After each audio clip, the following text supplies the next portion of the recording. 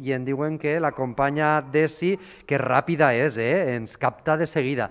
Doncs se n'ha anat allí fins a l'església i allà està en el retorn don Eduardo. Moltíssimes gràcies de veres, Paco.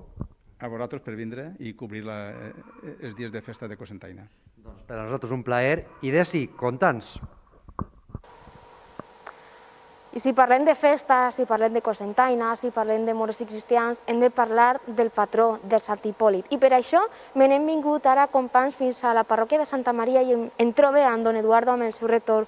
Bon dia, don Eduardo. Molt bon dia. Com està estos dies?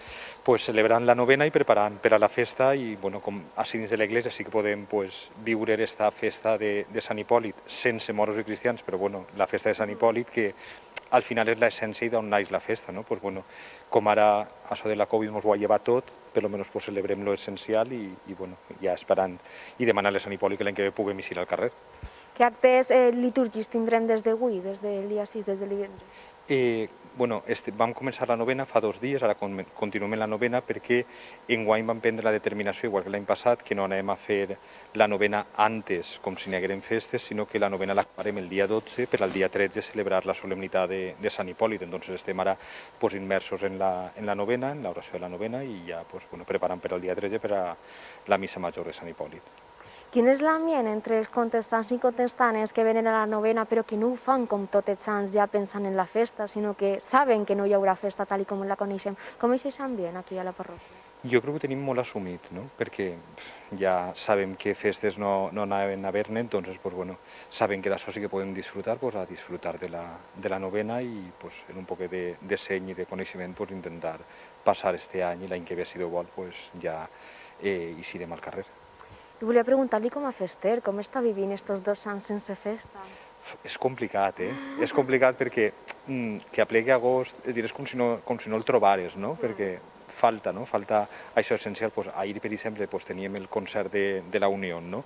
I sentint les peces, i dius, ja, però és que no anem a tornar a cantar l'himne, no? Ahir, quan vam acabar el concert que vam cantar l'himne, i dius, però avui no anem a cantar-lo, no? Doncs bueno, però si és el que ara ens toca fer i per responsabilitat ens toca estar així, anem a passar este any i l'any que ve disfrutarem el triple, que ja farà 3 anys, entonces disfrutarem i ja està. Volia preguntar-li, perquè és que hem parlat amb el fill del compositor de Paquito el Chocolatero. Vostè ha ballat molt, Paquito el Chocolatero? No, és que jo crec que no és per ballar, això. Crec que Paquito el Chocolatero és una altra cosa, no? Entonces, jo crec que estimem les festes des de xicotes, no? Jo no en Cocentaina, sinó que en Albaida, però bueno, al final la festa de moros i cristians és el mateix, no? Crec que n'hi ha que tindre molt de respecte a aquestes peces, no? Doncs a mi sempre m'ha portat un poc nerviós això. Parlant de Sant Hipòlit, què li demanaríem este any al patró? Doncs li ho estem demanant des del principi de la pandèmia, que ens ajudi a viure en tranquil·litat i en fer aquests moments tan difícils, no? És cert que ara pareix que, encara que hi ha molta gent malalta, però pareix que la mortalitat ja no és tan gran, no? Però així hem viscut uns mesos complicats, no? Especialment gener, febrer, març, jo crec que el poble es va ressentir molt, no?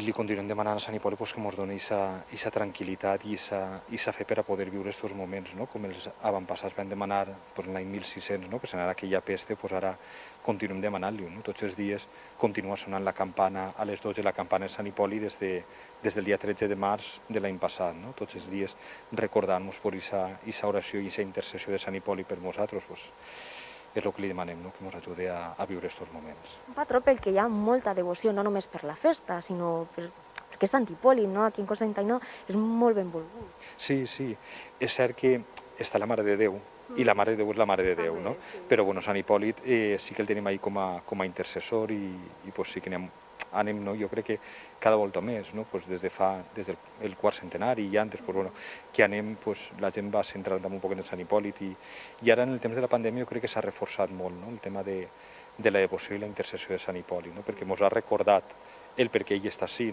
des de fa 421 anys, i en això de la pandèmia, recordar aquell fet per el que va eixir el patró, jo crec que també això ajuda un poquet a la devoció i al fiar-se del Senyor i de Sant Hipòlit. Esperem que l'any que ve el puguem veure pels carrers de Cocentaina, no? Esperem ja que això ja ha passat i ja puguem viure unes festes en principi normals.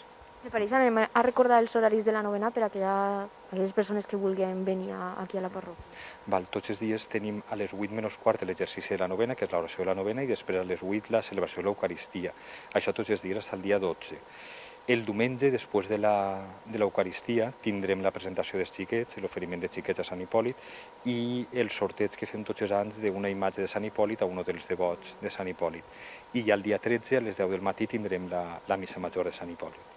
Pues ho tenen per si no volem perdre-se-lo. També en Intercomarcal Televisió estarem pendents de tota aquesta activitat. Moltíssimes gràcies, rector. Moltes gràcies a vosaltres. Visca Sant Hipòlit. Visca. Gràcies, companys. Nosaltres tornem la connexió.